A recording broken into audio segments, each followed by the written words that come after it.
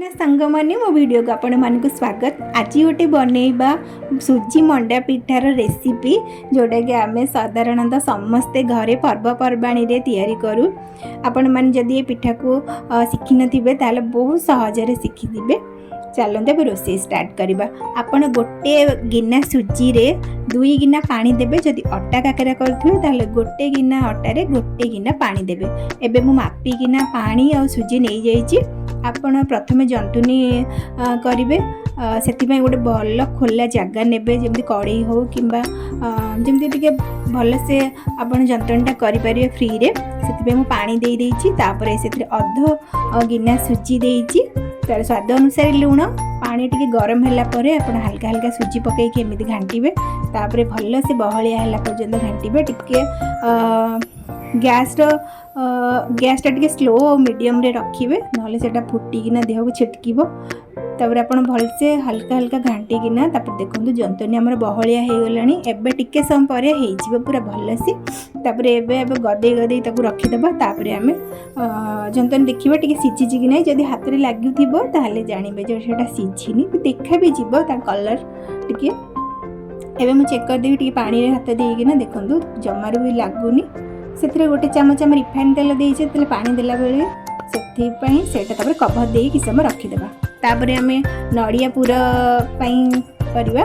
नडिया पूरा करबा मु गुड़ रे एटा पूरा करिछि। गुड़ को एमति पक्के देबे जेमिति कि आपण खजिया करूचे सेइ भलिठू टिके हल्का हल्का गुड़टा फुटी गला परे आपण नडिया देइकिना ताको भल से मिक्स कर देबे। भल से मिक्स हो गला परे सेथिरे लास्ट गोलेला बेलू ना माने जते बेले हेइ छिबा हमर पूरा सेते बेले लास्ट रे देबे गोलमरिच और गुजराती गुंड। मु एबे हमर देखंतु मिक्स कर देबी गुड़ रे नडिया को। तापर देबी सेथिरे गोटे चम्मच गोलमरिच और गुजराती गुंड देइकिना भल है मिक्स करके ताको टिके समय रखि देबी।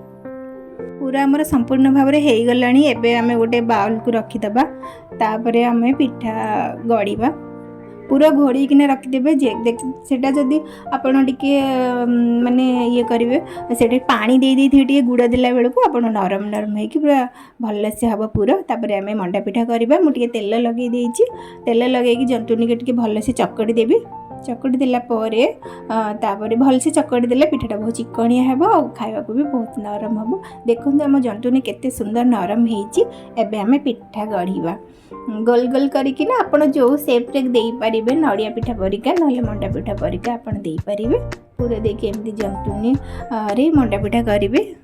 तापर आपण ताको छाणीबे।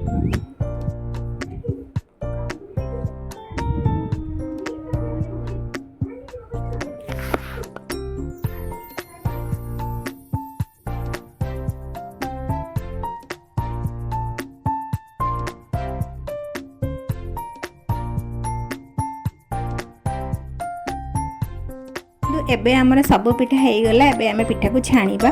तेल नहीं जाइछि मु गोटे भल खोला कड़ई रे। तापर तेल भल से गरम हैला परे आपण पिठा को देबे छाणिया पई देबे नहले सेटा लागी लेकिना सब फिटी जिवो और पूरा बाहरी आसीबो। तेल सारा सब भासीबो और सेठू पिठा ऊपर सब लागी जिवो भल देखा जीवनी। सेति पई आपण तेल भल से गरम हैला परे आपण पिठा पके कि एमदी टिके पूरा टिके लेउटे लेउटी करिकिना आपण भल से पिठा को छाणीबे। देखंतु हमर गोल्डन ब्राउन हे गलानी। टिके हल्का हल्का मोल्टे दोजे। तापर भल से पिठा हे गला परे आपण मु छाणी देबी तबो।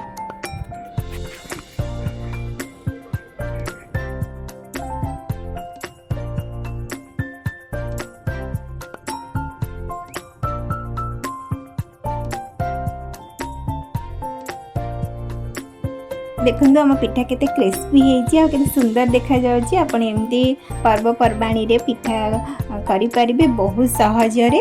आपण माने एमती घरे करिकि खांतु। वीडियो भल लागले लाइक कमेंट शेयर सब्सक्राइब करंतु। जय जगन्नाथ।